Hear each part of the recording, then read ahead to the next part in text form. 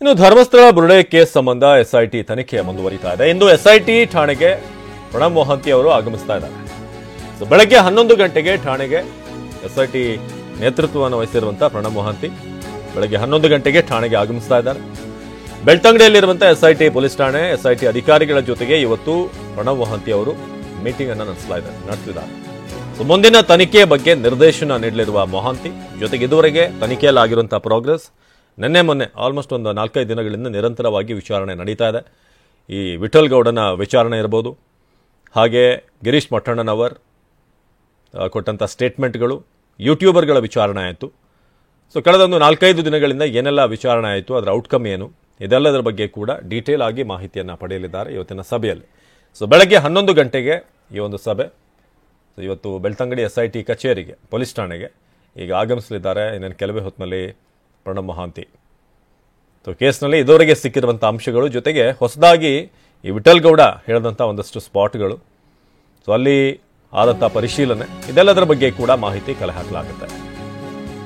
ಎಸ್ಐಟಿಯ ತನಿಖೆ ತೀವ್ರಗೊಂಡಿದೆ. ವಿಚಾರಣೆ ಮೇಲೆ ವಿಚಾರಣೆ ಮಾಡ್ತಿರುವಂಥ ಎಸ್ಐಟಿ ಸೌಜನ್ಯ ಮಾವ ವಿಠಲ್, ಹಾಗೆ ಪ್ರದೀಪ್, ಜಯಂತ್, ಗಿರೀಶ್ ಮಠಣ್ಣನವರ್, ಯೂಟ್ಯೂಬರ್ ಅಭಿಷೇಕ್ ಎಲ್ಲರಿಂದಲೂ ಕೂಡ ಹೇಳಿಕೆಯನ್ನ ಎಸ್ಐಟಿ ಪಡೀತಾ ಇದೆ. ಬುರುಡೆ ಕೇಸ್ ಸಂಬಂಧ ಮಾಹಿತಿ ಸಂಗ್ರಹ, ಮತ್ತೆ ವಿಚಾರಣೆಗೆ ಕರೆದಾಗ ಹಾಜರಾಗುವುದಕ್ಕೆ ಸೂಚನೆ ನೀಡಲಾಗಿದೆ. ಈ ಕೇಸ್ನಲ್ಲಿ ಮುಖ್ಯವಾಗಿ ಸೌಜನ್ಯ ಮಾವ ವಿಠಲ್ ಗೌಡ, ಹಾಗೆ ಪ್ರದೀಪ್, ಇನ್ನು ಜಯಂತ್ ಟಿ, ಗಿರೀಶ್ ಮಠಣ್ಣನವರ್, ಯೂಟ್ಯೂಬರ್ ಅಭಿಷೇಕ್ ಇವರೆಲ್ಲರನ್ನೂ ಕೂಡ ಸತತವಾಗಿ ವಿಚಾರಣೆಗೆ ಒಳಪಡಿಸಲಾಗ್ತಾ ಇದೆ. ವಿಚಾರಣೆ ಮೇಲೆ ವಿಚಾರಣೆ ಮಾಡ್ತಿರುವಂಥ ಎಸ್ಐಟಿ ಇದೀಗ ಇವರಿಂದ ಪಡಿತಿರುವಂತಹ ಹೇಳಿಕೆ ಜೊತೆಗೆ ಬುರುಡೆ ಎಲ್ಲಿಂದ ಬಂತು ಅನ್ನೋದ್ರ ಬಗ್ಗೆ ಒಂದು ದೊಡ್ಡ ಪ್ರಶ್ನೆ ಇತ್ತಲ್ಲ, ಅದಕ್ಕೆ ಒಬ್ಬರು ಇನ್ನೊಬ್ಬರ ಕಡೆ ಬೊಟ್ಟು ಮಾಡ್ತಾ ಇದ್ರು.